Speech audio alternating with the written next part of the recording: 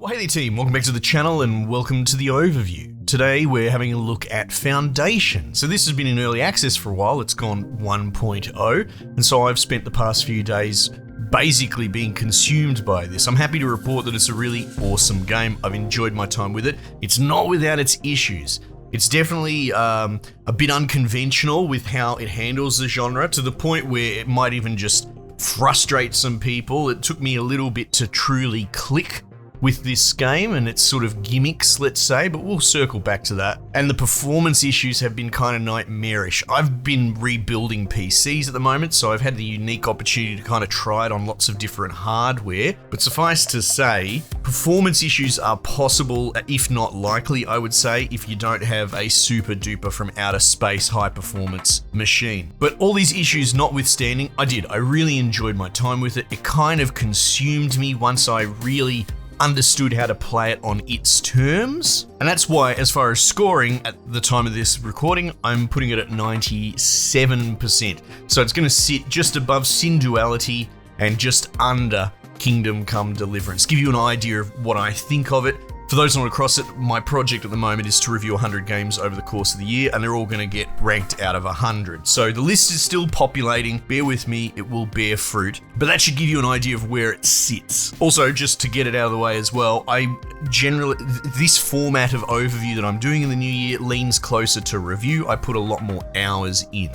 If I hit the 18-hour mark and I haven't clocked a game, I will actually just put up the video then. That's what's going on here. I've actually played it a lot more than 18 hours between the early access and then picking at it over the years as it came back up for updates. My Steam profile now is pretty much on 24 hours played. And on that, I'll lead in with this. To me, and everyone's going to be different, okay? But these sort of games where you have a lot of systems, a lot of moving parts, and learning it, mastering it, trying to, I don't know if you want to say break it, but trying to figure out how to game the game is part of the fun for me. Solving the puzzle, as it were. And so to me, the hallmark of one of these games is if I feel like stop starting it over and over again. Maybe some of you don't get it. Maybe some of you absolutely click with my sentiment, but I started many colonies over the course of that time, put a couple of hours in, restart. As you start to learn the mechanics, oh, okay, this does that. And to me, honestly, that's a gold star of approval. This happens in games like, your Factorios, your Annos, and even things like XCOM and that sort of stuff. Just things where you have to learn a pretty robust system, and that sort of compulsion to keep trying it again and it's still being fresh, to me, speaks to quality. But what is Foundation? Let's just break it down to the sort of basic building blocks. Assume no one's seen it before. That's how I've been running these videos recently. Foundation is a colony builder where you're focused on building up a little hamlet into a larger city. It's much more civilian economy based, I suppose, less combat focused. And the big gimmick when it came out, when it launched onto early access, was this painting of regions. The idea that you're sort of taking, the residential zoning philosophy of SimCity and its ilk and unburdening it by taking it off grids. So how do you do that? Well, you just paint this brush and say, hey, that's a residential area. And as long as the needs are met and it's a desirable location, people will just start slapping down buildings and building there. And then they path around and roads emerge. And it's very novel. It's very cool. And my concern going into this was if it was going to stand the test of time, because the space that Foundation's releasing into now is actually very different to when it was first launched, and that's due to something called Manor Lords. Now, I don't know if you played Manor Lords, it's still in early access, but it's quite close to this game. Close cousin, I really like Manor Lords, and I went into this kind of a little bit skeptical, to be honest, because that has a sort of in between this and SimCity type zoning situation where you can kind of mark out explicit zoning plots. So to say, it takes the idea here, but it turns into more of a grid-friendly kind of mentality. So does this stand up? It actually does, but I feel you have to kind of embrace the chaos a little bit. Something like this kind of flies in the face of the type of player. I know I'm generalizing, but I sit in that camp. A lot of my mates sit in that camp. Everyone's going to be different. You might be an exception to the rule, but generally speaking, the rule is there's a bit of control freak in the person that plays like Anno or something like that. We build in grids. We come up with idiosyncratic systems for efficiency. How best to zone this or place that so that this services every area, min-maxing every inch of ground. If you're playing this game with that mentality, I don't want to say you're playing it wrong, because at the end of the day, find the fun where you would, but you're kind of trying to push a boulder uphill. You kind of have to embrace it. And look, I've dipped into YouTube and had a look, and there's people doing playthroughs or whatever, and it's interesting watching people try their absolute best to control every little component of the building. And if you find that fun, that's fine, but I worry that some people might just burn themselves out by trying to control every single little pathway. Anyway, I don't want to get ahead of myself. Ultimately, the way it works is this. You place production buildings and all that just like you would in any other kind of game. You know, you want a lumber mill, you place that wherever you want. The game is very tools heavy on your ability to move things around and rebuild them at a very small price, but a price nonetheless. So moving around your production buildings is probably the best way to control the flow of people, as it were. So you put your woodcutters next to a forest, put a forester there, that sort of thing, put a sawmill near the lumberyard. This is kind of par for the course. But yeah, you basically just paint with brushes these kind of zoning tools. And it's not just residential, though that's sort of the main one and the main gimmick. Things like zoning for forestation or reforesting or wood cutting, right? You can control kind of over farming wooded areas and sort of maintain that natural beauty. Later on, you know, you start to get into farming economy, and you'll have brushes for pastures and that sort of thing. So you can make these really quite beautiful farming areas as well. And again, like I said, if you lean into the natural beauty of things, you're going to get much more value from it. So you've placed down some production buildings, you know, town centre, builder's hut, bloody whatever. You've painted a residential area, and now dudes are just going to start claiming plots willy-nilly. And again, I'm not trying to throw shade at my YouTube brethren, but if you really want to try and build in grids, you can. You can try and min-max, hey, I'm only going to make this tiny little square, this perfect shape in this perfect spot so that someone will populate it. Okay, that's fine. But circling back, it's almost like you're trying to bend the game to be something else. Personally, I kind of embrace the chaos. You just paint it down wherever.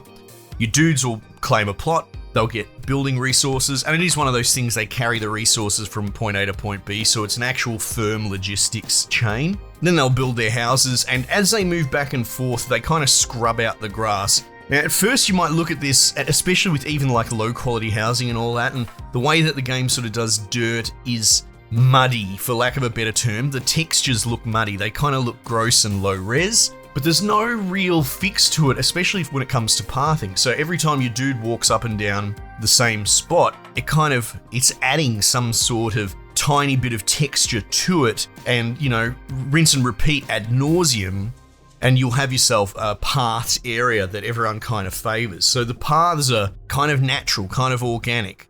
Dudes trying to be efficient, walking from their house to church or whatever, they're going to create these pathways. And in turn, peasants are very reluctant to build on the pathways, so they will kind of help dictate where stuff goes next. And look, here's the thing. I sit in that camp that struggled with the idea of this kind of chaotic, natural expansion. But I did come to realize, and the longer I went in, especially with the, you know, I did a couple of restarts, and then I stayed with one hamlet in particular, I came to really realize that I kind of cared about this hamlet. Again, I'm someone who likes the numbers going up, the factory growing, that sort of thing. Anno's probably the closest comparison to this. I cannot remember one Anno city I ever built. They're always grid-based, bloody, miserable efficiency machines, and none of them ever left an impact. This town, I remember where I put this gate, or look, there was like a little crossroads that everyone went through, so I built up a bit of beautification, put some little signposts and a little bench area and that sort of thing. At a point, I embraced, and it might sound a bit silly to say it, but the village itself is kind of a character if you were to think of it as an RPG, in a way. I've built this long bridge, and, you know, bugs and issues, that kind of drove me nuts. Sometimes dudes didn't want to walk on it. I adjusted it many times and lost many planks building it until it finally worked, but now I love that bridge. It's got all this foot traffic. I've got a split village across the river. Watching the little horsemen come up to my manor with their deliveries and, you know, prospects from neighbouring villages. This has done the impossible for someone that has had no interest in making pretty and interesting and unique towns. Like I said, I'm a grid-based efficiency machine. Most people in this space are. And yet I will probably remember years from now this little village and the little kinks and turns and the little roadways that the dudes made along the way. So I think that needs to be praised and recognized. If you want to go a meta layer above it, essentially there are no children in this. It's all immigration, right? So you have what I would call systems. This game is systems based, but they're actually kind of graspable. I don't want to say simple, that might upset people, but they're absolutely not obtuse and arcane like some other games. So there's a lot of things going on here, but it's all very graspable. So generally speaking, you have a happiness float for your people, and that kind of balances between their general happiness from, goods and services. Hey, I'm not getting fed. Hey, I'm not happy. And then that's imposed against your employment rate, and you will get high, medium, low sort of thing for immigration. And that's how you keep people in. Long and short of it is keep everyone happy, keep your production chains working, keep everyone fed and clothed and whatever they need at their current citizen level, and try and keep everyone employed, and you will kind of have a non-stop influx of new people into your city. Obviously, that's easier said than done. They do level up. You can individually pay gold. Gold is a huge part of this economy, and it's kind of fiat-ish in a way, like it's just a stand-in for progress points. It's more like XP in a way, but gold makes everything run round in this. So you can use that to upgrade dudes, and they're going to have higher demands. And, we've seen this dance before. And arguably, as this goes on and the sheen starts to wear off, it just becomes exponential. Here's another production chain that the next level of guys are going to need, and it's going to be exponentially more expensive to buy, to build, to unlock, to upgrade the dudes into it. At that point, you probably sunk cost captured anyway, but the real magic and the gimmick is in the beginning, figuring out how this game works. But like I said, gold is kind of the lifeblood, because in order to progress, you have these different progress trees. You kind of got like a general one and then 3 specifics, though if you just go into the normal mode, you can play down all 3 trees. There are scenarios where you're restricted to each one, but they're kind of labor, monetistic, so church sort of thing, and then you got kind of military, right? They all have their pros and cons, and you can have a mix of bits and pieces of all of them, but generally as a rule, like, you can unlock them through XP. It's called prestige. It's just generally tracking where your city's at. If you've got more people, if you've got more goods, if you've got better trade, essentially it's a feedback mechanism for the level of your town, and that dictates what's unlockable. But you unlock all these things in turn by just spending gold. So you have to figure out how you're going to get gold. And 2 of the earliest kind of examples I would see is you could go heavy tax state, which I don't really do, but people are unhappy if you tax them a lot, but you can tax heavy, and your tax collector has to go out and pick up the tax. So there's a sub-logistics system to that. So maybe you put little tax collectors all over your county and you tax everyone quite highly. That's one course through. You just got to make sure that you balance the happiness, people don't leave, and you keep your immigration coming through. Trade is something I lent into. I really enjoy the trade system, but like I said, it's simpler but firm in its mechanics. Essentially what you do is you unlock trade routes with neighbors, and they will then in turn send a trader to you. And it starts 25 is the nominal number, but essentially the dude will have a bunch of, let's say 6 resources their town's willing to sell. It's fixed and it's infinite, and he will carry up to that 25, and then he'll probably have about 6 resources that he's willing to buy. So you just set your resources into warehouses, you set an up or down limit, and the dude will buy as much as you allow up to the 25 cap, or sell up to the 25 cap, obviously depending on how much money you've got as well. So that's usually how I would tap it in, something like, I think planks is probably one of the most viable early things. Essentially overproduce like crazy in your city, keep everyone employed. There's not really a penalty for overdoing it other than just having a full warehouse, and then just sell as much as you can. Every time this dude does a lap around, you sell him 25 planks and you make money. And then, that offsets the maintenance costs, or as you expand out your territory, it costs money as well to maintain. So you could get into Death Spiral and you could brick it, but in the scheme of things, it's a lot more gentle. Like I said, the idea of beautifying and personalizing the character of your town is kind of core to what will make this more fun for you. You got to come up with your own idiosyncratic zoning method. Personally, I just went along the borders of territories that I expanded. I'd build little fences and give them little gates, and you could direct the traffic of foot traffic to a point. But it is one of those things, and why I was so hung up on the trying to force this into grids is going to drive you nuts, because the villages are going to do whatever they want and your city's only going to get bigger and bigger and bigger, and trying to min-max who's going down this pathway or not by a couple of feet, it will probably drive you bonkers. Anyway, look, I think that covers off on pretty much the core of the game. It's a gimmick, it's interesting, but, well, having said gimmick, I actually think it's a real value add, and it can help some people like me that are control freaks about how they lay out their cities to kind of let go and embrace something different. And as my city grew and sprawled out and became more chaotic and messy, I kind of loved it. I did mention performance issues, so consider the nature of this sort of game. Let's call it Anno-like. In that, it's not a case of is your PC strong enough to handle it. It's a case of it's going to fall over whenever, and the better the hardware you have, the more legs you're going to have. All right, this is kind of a meme about these sort of massive simulated sessions. It happens with the Annos. You're going to slow down eventually. The strange thing about this is, and I tried lots of sort of mid-range hardware, couple of different CPUs as I mixed around and built a few PCs. I know it's a bit unusual, it's been a busy week. I've tried different amounts of RAM from 32 to 64, like some really powerhouse stuff as well. I even threw in, like something I picked up for Christmas as an aside, was an Intel Arc, what is it, B580? You can look those up. Apparently it's Intel's attempt to break into the industry, and it seems okay. As a quick aside, I tested that on Civ 7, which I'll be reviewing next. Bit of a jump ahead, and it seemed to run perfectly, flawlessly on that. So if you're looking for a cost-effective graphics card, have a look into it. It doesn't really work very well with me because of encoding and issues with editing, but if you're just a normal gamer and you're looking for a graphics card that's not $1 billion, it's probably worth looking into, to be honest. But the truth of the matter is that this game just gave me agony no matter what layout I put it on, until I built an absolute supercomputer. And that's sort of what I settled on. I put a 4070 in it, and a 9800 X3D was at a Ryzen 7. Look, pretty hardcore stuff, to be perfectly honest, and running 64 gig of RAM. And at that point, it kind of steadied out, but everything up until then had been a bit rough. And look, I had a few crashes, but it was more like the game doesn't really have a borderless mode. If you ever actually tab out, it would go nuts. If you tried to change your settings mid-play, it would constantly lock up and freeze up. Funnily enough, reloading a save, like if you start your colony with fresh eyes from the beginning, it runs quite smoothly. And I don't know, it must have something to do with some sort of shader cache or local parts of the simulation already being, loaded up.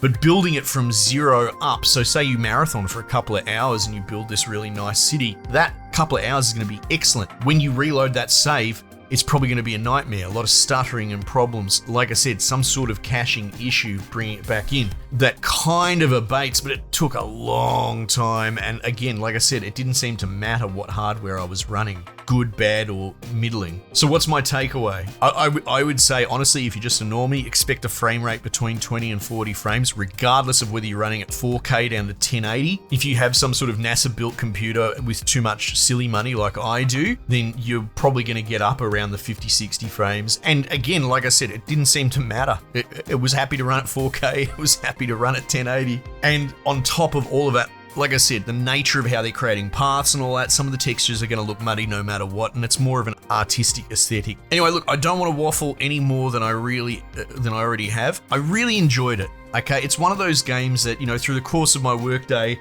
I'll go for a run around the block or, walk down the park or whatever. I like to clear my head, and it's one of those things where I couldn't shake it. Okay, but what if I built this here and I made this industrial district there, or maybe if I beautified along my fence, I put like little light posts or whatever, and then they'll add up together because the zoning for beautification is very clever. I don't necessarily need to go into that, but it's the best I've seen in a while. But it's one of those things where I was wargaming how best to build certain districts and sectors, and not about going, well, how do I make it a grid? It's more about how do I make it work with the way that this game wants me to engage with it, which to me is the sales pitch. So yeah, Game's great. Love it very much. But obviously, caveats, be aware. If you're stuck in the mud, if you're resistant to change, either this will melt your heart or stay away from it because you will be frustrated. And again, like I said, performance issues across the board, almost universally, regardless of what you've got, unless you have, a YouTuber PC. All right, team, might just leave it there for the time being. I'll catch you guys on the next one.